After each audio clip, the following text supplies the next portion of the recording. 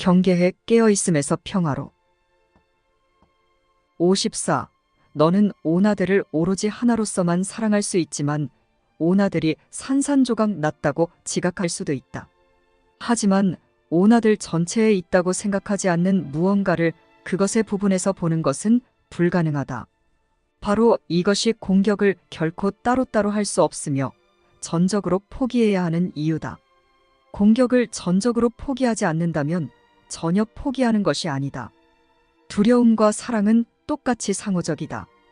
두려움과 사랑은 에고가 나왔는지 성령이 고취하는지에 따라 만들거나 창조하지만 반드시 그것을 생각한 자의 마음에 돌아와서 그의 지각 전체에 영향을 줄 것이다.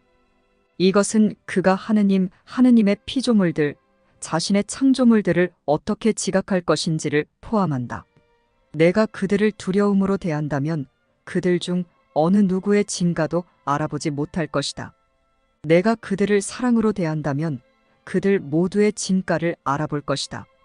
55. 공격을 받아들이는 마음은 사랑할 수 없다.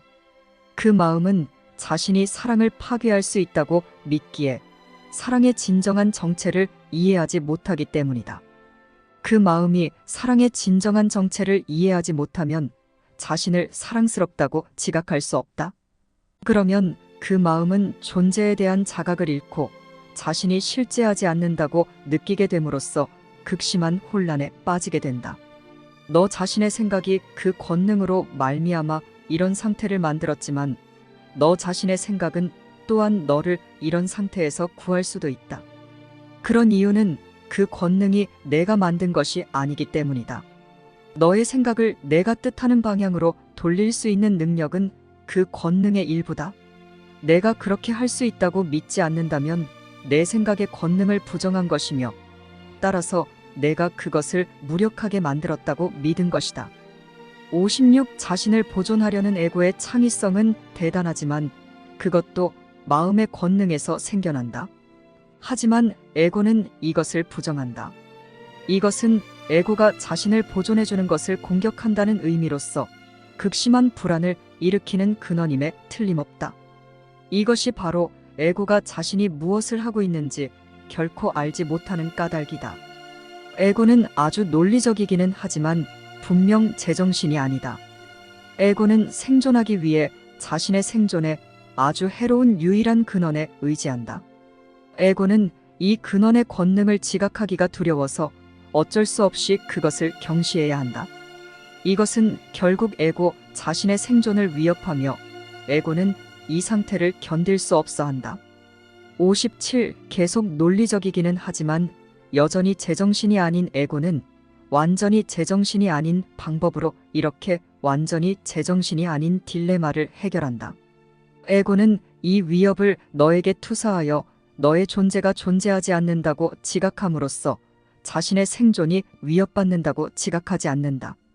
내가 너 자신의 안전이 무엇인지 알지 않겠다고 에고에게 약속함으로써 에고 편을 든다면 이것은 에고의 존속을 보장해준다. 에고는 도무지 아무것도 알 수 없다. 알면 총체적이지만 에고는 총체성을 믿지 않는다. 이런 불신이 바로 에고의 기원으로서 에고는 너를 사랑하지 않지만 자신의 선조에게는 아주 충정을 바쳐 자신이 생겨난 대로 자식을 낳는다. 58. 마음은 항상 자신이 생산된 대로 재생산한다. 두려움에 의해 생산된 에고는 두려움을 재생산한다. 이것이 바로 에고의 충성이며 이러한 충성은 에고로 하여금 사랑을 배반하게 만든다. 왜냐하면 내가 바로 사랑이기 때문이다. 사랑은 너의 권능인데 에고는 이것을 부정해야 한다. 에고는 또한 이런 권능이 너에게 주는 모든 것도 부정해야 한다. 왜냐하면 그것들은 너에게 모든 것을 주기 때문이다. 모든 것을 가진 자는 에고를 원하지 않는다. 그렇다면 에고를 만든 자는 에고를 원하지 않는다. 따라서 에고를 만든 마음이 자기 자신을 안다면 에고가 맞닥뜨릴 수 있는 유일한 결정은 거절이다. 그 마음이 오나들 가운데 어떤 부분이라도 인식한다면 자기 자신을 알게 될 것이다. 59. 그러므로 에고는 모든 진가를 알아보기, 모든 인식, 모든 제정신인 지각과 모든 삶에 반대한다.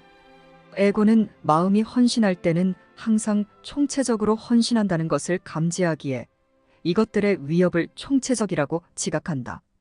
따라서 정령 마음인 내게서 어쩔 수 없이 떨어져 나가야 하는 에고는 다른 어떤 것에라도 기꺼이 달라붙으려 한다. 그러나 다른 것이란 정령 아무것도 없다. 그렇다고 마음이 환상을 만들어낼 수 없다는 말이 아니라 만약 환상을 만들어낸다면 그것이 존재한다고 믿을 것이라는 말이다. 마음은 바로 그러한 방법으로 환상을 만들었기 때문이다. 60. 성령이 환상을 공격하지 않으면서 무효화하는 이유는 단지 성령은 환상을 전혀 지각할 수 없기 때문이다. 따라서 성령께 환상은 전혀 존재하지 않는다. 성령은 갈등을 무의미한 것으로 지각함으로써 환상이 일으키는 겉보기 갈등을 해결한다. 우리는 전에 성령은 갈등을 정확하게 있는 그대로 지각한다고 말했는데 갈등은 정녕 무의미하다. 성령은 내가 갈등을 이해하기를 원하지 않으며 갈등은 무의미하기에 이해될 수 없음을 깨닫기를 원한다. 우리는 이미 이해하면 진가를 알아보게 되고 진가를 알아보게 되면 사랑하게 된다고 말했다. 다른 어떤 것도 실제가 아니기에 이해될 수 없으며 따라서 다른 어떤 것도 의미를 갖고 있지 않다. 60일 성령이 너에게 제공하는 것을 마음에 간직하고자 한다면 하느님과 그의 왕국이 아닌 것을 위해서는 일체 경계에 깨어 있으면 안 된다. 내가 이것을 어렵다고 느끼는 유일한 이유는 그 밖에 다른 무언가가 있다고 생각하기 때문이다. 믿음이 갈등하지 않는 한 믿음에는 경계에 깨어 있음이 필요 없다. 만약 믿음이 갈등한다면 전쟁 상태를 일으킨 갈등하는 요소들이 믿음 안에 있는 것이며 따라서 경계에 깨어 있음이 꼭 필요하다. 경계에 깨어 있음은 평화 안에서는 있을 자리가 전혀 없다. 그것은 참이 아닌 믿음에 반하여 필요하며 내가 참이 아닌 것을 믿지 않았다면 성령은 경계에 깨어 있으라고 요청하지 않았을 것이다. 내가 무언가를 믿을 때 그것을 너에게 참인 것으로 만들어버렸음을 부정할 수는 없다. 60이 하느님이 아시지 않는 것을 내가 믿을 때 너의 생각은 하느님의 생각을 반박하는 듯이 보이며 이것은 내가 마치 하느님을 공격하고 있는 듯이 보이게 만든다. 에고는 자신이 하느님을 공격했다고 믿으며 내가 그렇게 했다고 설득하려 한다. 우리는 이 점에 대해 여러 번 강조했다. 마음은 공격할 수 없으므로 에고는 아주 논리적으로 내가 마음일 수 없다는 주장으로 나아간다. 에고는 너를 있는 그대로 보지 않음으로써 자신을 자신이 되고 싶어하는 모습대로 볼 수 있다. 에고는 자신의 약함을 알아차리고 있기에 너의 충성을 원하지만 있는 그대로의 너로서 충성하기를 원하지는 않는다. 따라서 에고는 너의 마음을 자신의 망상체계 속으로 끌어들이고 싶어한다. 그렇지 않으면 너의 이해의 빛이 에고를 물리칠 것이기 때문이다. 63. 에고는 진리의 어떤 부분도 원하지 않는다. 에고는 참이 아니라는 것이 진실이기 때문이다. 만약 진리가 총체적이라면 거짓된 것은 존재할 수 없다. 너는 둘 중 어느 쪽에 헌신하든 총체적으로 헌신할 것이다. 너의 마음을 분열시키지 않고서는 그것들은 너의 마음에서 공존할 수 없다. 그 둘이 평화롭게 공존할 수 없다면, 그리고 내가 평화를 원한다면 갈등이라는 아이디어를 전적으로 영원히 포기해야 한다. 그러기 위해서는 경계에 깨어 있을 필요가 있는데 이것은 단지 내가 무엇이 참인지 인식하지 못하는 동안에만 그러하다. 전적으로 모순되는 두 사고체계가 진리를 공유한다고 믿는 동안은 경계에 깨어 있을 필요가 분명히 있다. 너의 마음은 충성심을 두 왕국 사이에서 나누고 있으며 따라서 너는 어느 쪽에도 전적으로 헌신하고 있지 않다. 64. 내가 왕국과 동일하다는 것에는 의문의 여지가 전혀 없다. 내가 제정신이 아니게 생각하여 의문을 제기하는 경우를 제외한다면 말이다. 너의 정체는 너의 지각에 의해 확립되지 않으며 그것에 의해 전혀 영향받지 않는다. 어떤 수준에서든 지각된 동일시의 문제는 사실의 문제가 아니다. 그것은 이해의 문제다. 그것은 내가 무엇을 이해할 수 있는지를 내가 결정할 수 있다고 믿고 있음을 의미하기 때문이다. 이 믿음에 완전히 헌신하는 에고는 그것을 전적으로 믿는다. 그것은 참이 아니다. 따라서 에고는 전적으로 거짓에 헌신하면서 하느님의 삶은 물론 성령과도 완전히 상반되게 지각한다. 65. 너는 오로지 성령에 의해서만 의미 있게 지각될 수 있다. 너의 존재는 정령 하느님의 삶이기 때문이다. 내가 받아들이는 믿음 중에 이것과 다른 것은 모두 내 안에 있는 하느님의 음성을 가릴 것이며 따라서 내게 하느님을 가릴 것이다. 내가 하느님의 피조물을 참되게 지각하지 않는 한 그것을 창조하신 분을 알 수 없다. 하느님과 그의 피조물은 분리되어 있지 않기 때문이다.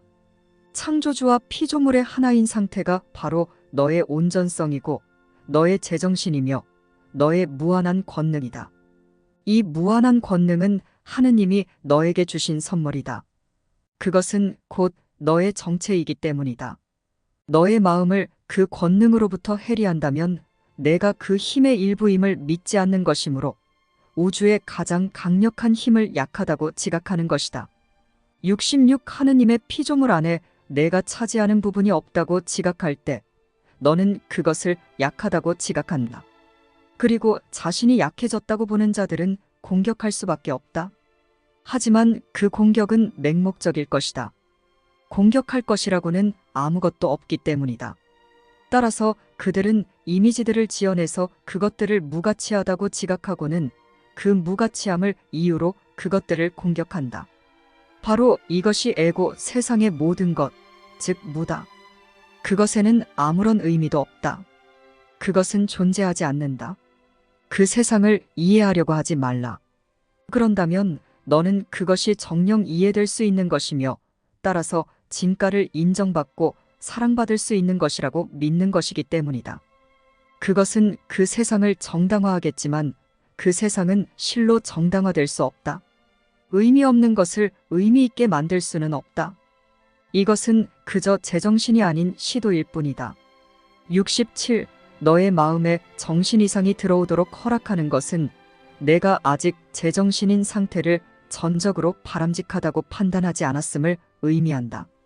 내가 무언가 다른 것을 원한다면 무언가 다른 것을 만들어내겠지만 그것은 실로 무언가 다른 것이기에 너의 사고체계를 공격하고 충성심을 갈라놓을 것이다. 이렇게 갈라진 상태에서는 창조할 수 없다. 너는 이렇게 갈라진 상태에 반하여 경계에 깨어 있어야 한다. 오로지 평화만이 확장될 수 있기 때문이다. 너의 갈라진 마음은 왕국의 확장을 차단하고 있지만 왕국의 확장이야말로 정녕 너의 기쁨이다. 내가 만약 왕국을 확장하지 않는다면 너의 창조주와 함께 생각하고 있지 않은 것이며 그가 창조하신 대로 창조하고 있지도 않은 것이다. 68. 이렇게 우울한 상태에서 성령은 내가 슬픈 이유는 하느님과 공동 창조자로서 맡은 기능을 이행하지 않음으로써 자신에게서 기쁨을 박탈하고 있기 때문이라고 부드럽게 일깨워준다. 이것은 하느님의 뜻이 아니라 너의 뜻이다. 너의 뜻이 하느님의 뜻과 일치하지 않는다면 너는 의미 없이 뜻을 내고 있는 것이다. 하지만 하느님의 뜻은 변경 불가능하기에 뜻이 실제로 갈등하는 것은 불가능하다. 이것이 바로 성령이 제공하는 지극히 일관된 가르침이다. 69. 창조는 하느님의 뜻이기에 분리가 아닌 창조가 너의 뜻이다. 무엇이든 이것을 반대하는 것은 전혀 아무것도 의미하지 않는다. 완벽한 성취물인 오나들은 오로지 완벽하게만 성취할 수 있다. 그러면서 오나들은 자신이 창조된 기쁨을 확장하고 자신의 창조주는 물론 자신이 창조하는 것들과도 동일시한다. 왜냐하면 그들이 하나임을 알기 때문이다.